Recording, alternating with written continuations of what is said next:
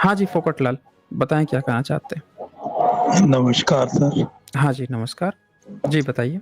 Sir मेरा ये एक प्रश्न है छोटा-सा हुँ, हुँ।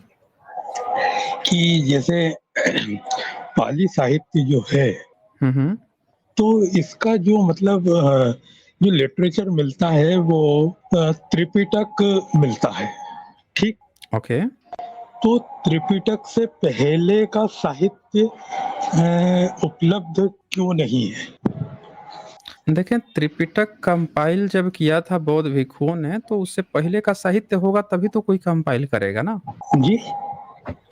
अगर उससे पहले का कोई होगा साहित्य तभी तो कोई कंपाइल करेगा ना, साहित्य नहीं होगा तो कहाँ से कंपाइल करेगा? जब पाली भाषा पहले से थी, पहले भी हुँ, थी हुँ। ना, तो हुँ, साहित्य हुँ। होना चाहिए ना। तो कोई उससे पहले धर्म होगा तब ना करेगा। कोई काम चलाऊ चीज़ें चल रही होंगी तो कहाँ से कोई अरे, चीज़ कंपाइल कर मेरी लेगा? बात तो समझिए आप। हम जब समझ तो रहे भाषा हैं। है, कोई-सी भाषा है, तो हुँ, उसका जो वर्तमान में है, तो इसका हुँ। मतलब उसका होना चाहिए ना।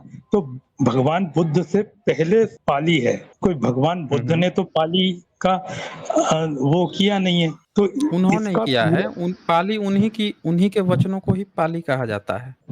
बुद्ध पाली। के ही वचनों को पाली कहा जाता है। सर पाली तो भाषा है ना। पाली भाषा बनी तब बनी ना जब बुद्ध के वचनों को कंपाइल करने की बात आई। उसके पहले वो भाषा नहीं थी, पहले उसको कहा जाता था ये प्राकृत है, नेचुरल लोग बोली के रूप में उपयोग करते थे। लिखित रूप नहीं प्रचलित कुछ खास नहीं था। सिंधु घाटी सभ्यता में थी लिखित चीजें लेकिन वो साहित्य के रूप में नहीं थी। वो किसी चीज को दर्शाने, किसी चीज को लिखने इस तरह के फॉर्मेट में थी, साहित्य के रूप में नहीं थी। लेकिन तो बुद्धा सर के वचनों को सुन लीजिए, बुद्धा जी, के समय में अगर ये चीज़ें प्रचलित होती, लिखित चीज़ें अगर प्रचलित होती तो बुद्धा अपने समय में ही लिखवा देते। लेकिन तो हुआ सर क्या कि उस बुद्धा जब चले गए 1 मिनट, बात पूरी सुन जी, लीजिए। जब जी। बुद्धा जब चले गए तो खुद बौद्ध भिक्षु जो थे, बहुत सारे लोग भिक्षु बन गए थे। उन लोगों के बीच में क्या प्रॉब्लम आई कि उन्होंने जब अगल-बगल घूमना शुरू किया तो पता चला कि कुछ भिक्षु जो हैं, भिक्षु तो बन गए थे, अब बोल रहे हैं कि अब बुद्धा चले गए हैं, अब आराम से ज़िंदगी कटेगी। तब इनको समझ में आया कि बौद्ध भिक्षु जो मेन-मेन बौद्ध भिक्षु लोग थे, उनको समझ में आया कि इस तरह से तो भिक्षु संघ बिखर जाएगा। हमारे पास कोई नियम नहीं होंगे और बुद्धा हेड सुप्रीम अगर नहीं है, जैसे किसी गवर्नमेंट में होता है, जब वहाँ का कोई हेड कुछ समय के लिए रिटायर हो जाए, छुट्टी हो जाए, तो बाकी एम्प्लॉयी सोचते हैं, "आज चलो आज तो मौज है।" बड़े अच्छा मौज में रह रहे हैं या प्राइवेट सेक्टर में ले लीजिए। तो वो प्रॉब्लम आ गई। तब उन्होंने सोचा कि बुद्धा के नियमों का हम लोगों को कंपाइल करना चाहिए। अब जब उन्होंने कंपाइल करने के लिए बैठे, तो अब क्या सवाल हुआ कि भाई किसकी बात सही है, किसकी नहीं? तो सारे जितने मेन-मेन भिक्षु लोग थे, सब लोग इकट्ठा हुए इकट्ठा होके पहली संगीति की गई थी। फिर उसके बाद से उस संगीति के हिसाब से चीज़ें तय हुई कि ये चीज़ें हैं, इन ये सेक्टर आप सँभालोगे, आपका संघ जो है इन-इन चीज़ों को याद रखेगा, इन नियमों को, हमारा संघ ये रखेगा। और ये सब जब बातें चल रही थी तब उसके 200 साल मतलब सम्राट अशोक का जो समय था, वो सम्राट अशोक के समय में तीसरी संगीति हो चुकी थी। आप ये देखें सम्राट अशोक के समय में तीसरी संगीति हो जाती है और सम्राट अशोक उसमें अपना वो लिखवाते हैं, इंस्क्रिप्शन लिखवाते हैं, उसमें बुद्धिज़्म की किताबों का ज़िक्र भी करते हैं। 7 किताबों का ज़िक्र किया है उन्होंने, बुद्धा ने। तो हमें जो है ये समझना पड़ेगा कि सम्राट अशोक जो बुद्धा के लगभग 200 साल बाद के थे, उन्होंने 7 किताबों का ज़िक्र किया यानी उनके समय तक लिखित परंपरा सम्राट अशोक तक आ गई थी। उससे पहले से ही आ गई थी या सम्राट अशोक अब व्यापक स्तर पर लिखवाना शुरू कर चुके थे। तो ये क्योंकि वो बड़ी डिटेल्स में लिखवाते हैं ना, तो उस समय लिखने के लिए सबसे अच्छा चीज़ क्या था? रॉक था, मिटेगा नहीं। कागज़ और इसके प्रमाण बहुत ज़्यादा तो नहीं मिलते हैं, लेकिन ईसा की पहली दूसरी सदी तक मैन्युस्क्रिप्ट मिलने लगते हैं। यानी कि मैन्युस्क्रिप्ट तब इसकी ज़रूरत महसूस हुई, अब मिलनी शुरू हो गई। फिर जैनिज़्म जब आता है लाइमलाइट में तो वो भी अपनी किताबें लिखवाना शुरू किया। लेकिन यहाँ सवाल ये है कि ब्राह्मण नाम का प्राणी जो दावा कर रहा है कि वो पहले से था, वो वो भी नहीं लिख रहा है, बुद्धिस्ट लिख रहे हैं, पूरा दुनिया लिख रहा है, विदेश से आए हुए यात्री मिल रहे हैं, बक्साली मिल रहा है, स्क्रिप्ट, स्पिट्ज़र का मिल गया, बोअर का मिल गया, लेकिन ब्राह्मण जो है वो एकदम नीलवटे सन्नाटा है, उसका कुछ भी नहीं मिल रहा है। तो इससे ये पता चलता है कि ब्राह्मणों ने एक झूठा प्रोपेगेंडा खड़ा किया है कि उसका कोई धर्म उस समय था।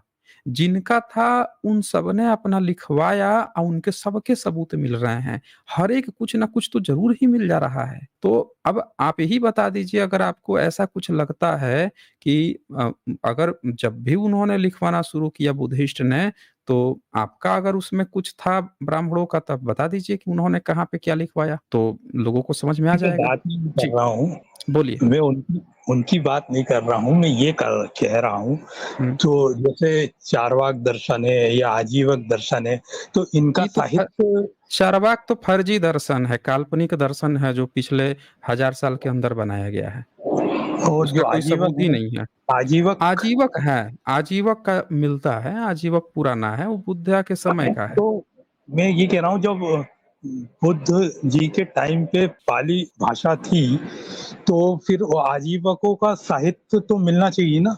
आजीवक का साहित्य कहाँ से होगा? वो काम चलाऊ किसी तरह से कुछ 2-4 लोग खड़े हो जाते हैं, ऐसे लोग थे, उनका कोई साहित्य थोड़े था आजीवक लोगों का। नहीं, आजीवक मेरा बुद्धिज़्म से प्रश्न सिर्फ टकराया।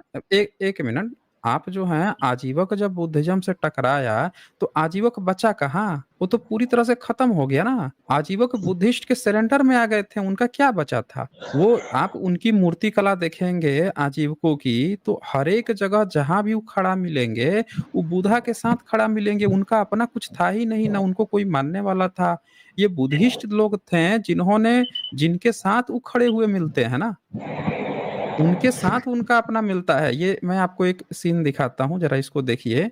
आजीवकों को जी, तो कोई जान भी नहीं पाता, ये बुद्धिज़्म ने उनको ज़िंदा किया है ना आजीवक को, और इसीलिए आजीवक 7वीं सदी बाद दिखते नहीं हैं, जैन दिखने लगते हैं सीधे। ये चित्र देखिए, ये जो शिल्प कला आप देख रहे हैं, इसमें ये आजीवक खड़ा है। किसके साथ खड़ा है? बुद्धिस्ट लोगों के साथ खड़ा है। तो बुद्धिज़्म के ही लोगों ने ये बताया कि हमारे समय में कुछ और भी परंपराएँ ज़िंदा थीं। ये देखिए ये। इसमें भी आप देख पा रहे होंगे, बुद्धा सोए हुए हैं और इनके बगल में एक आजीवक खड़ा है।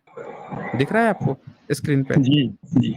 तो आजीवकों को मानने वाला कोई नहीं था ना, दम नहीं था ना इनके अपने साहित्य में। अपने साहित्य में जिसके दम होता है, उसके फिर मानने वाले होते हैं। इन लोगों के पास इतनी काबिलियत भी नहीं थी कि ये लोग ना लोगों को कन्विंस कर सकें अपनी बातों में। मतलब जैसे होता है ना कि एक डॉक्टर जो है अपने कस्टमर खुल के बैठ गया और उसके पास कोई जा ही नहीं रहा है, और एक डॉक्टर जो है उस पर पूरा सब लोग जो हैं उसको मानने लगे, उसको जानने लगे, उसके पास सब इलाज के लिए जा रहे हैं। तो आजीवक थे और भी बहुत सारे लोग थे, उन लोगों के पास कोई जा ही नहीं पहुँचा, या तो उनमें कन्विंसिंग पावर नहीं थी, या फिर उनके साहित्य में दम नहीं था, या वो ऐसी चीज़ें नहीं थी। लेकिन बुद्धिज़्म जो है वो लगातार स्प्रेड होते गया, लगातार फैलते गया, क्योंकि वो लगातार अपनी चीज़ों पर काम कर रहे थे ना, मेहनत कर रहे थे। तो आजीवक का कहाँ से दर्शन मिलेगा? बताइए? और वो एक एक सब पार्ट बन के रह गए ना। ये देखें बुद्धा खड़े हैं, वहाँ पे भी जाके खड़े हो रहे हैं, इनका अपना खुद का कुछ नहीं है। ये एक सब पार्ट बन के रह गए, क्योंकि ये लोगों से जब डिबेट हुई थी तो इन किसी कोई बचा थोड़े। 7-8 दर्शन थे बुद्धा के समय में, छोटे-छोटे, और वो सातों आठों दर्शन नतमस्तक हो गए। बुद्धा अजित केसकाम्बली नतमस्तक हो गए। उसी तरह से ये आजीवक लोग नतमस्तक हो गए थे, और भी उनके पैरेलल में कुछ लोग निगंथनाथ पूत थे। कहाँ कोई टिक पाया था? जो टिक पाया, जो सर्वाइव किया, वही आगे बढ़ा है। जैनिज़्म बाद में 5वीं, 6ठी, 7वीं सदी में उसने अपने को आगे बढ़ाना शुरू किया, तो उसने अपने साहित्य लिखने शुरू किया, बाकी कोई नहीं मिलता है, तो कहाँ से टिक पाएँगे ना? अब बोलिए। जी, फोकटलाल। फोकटलाल कोमा में चले गए क्या ये? साउंड आ रही है क्या इनकी, कि मेरी ही साउंड चली गई? कोई बता सकता है इनकी साउंड वाउंड आ रही है? देखिए मुझे इनकी कोई साउंड नहीं आ रही है। नो, नो फोकटलाल, नहीं आ रही है। तो भाई फोकटलाल कोमा में चले गए लगता है सच देख के। भाई जिसका भी होगा ना उसका सबूत मिलेगा ना, इनका कुछ है ही नहीं तो कहाँ से सबूत मिलेगा? आजीवक, आप आजीवक को कहाँ से जाने हो? बुद्धिज्म ने बताया ना आपको आजीवक के बारे में। चरवाक को आप कहाँ से जाने हैं? चरवाक को भी आप कहाँ से जाने हैं? ये ब्राह्मणिज्म ने अपनी किताबों में गाली गलौज की है, तब आप चरवाक को जाने हैं। जमीन से खोदने पर बुद्ध निकल रहे हैं ना, तो बुद्ध के सबूत हैं, ब्राह्मणिज्म के नहीं हैं। तो ये चीजें हैं। चलें, अब ये जा चुके हैं, इनकी साउंड नहीं आ रही है, तो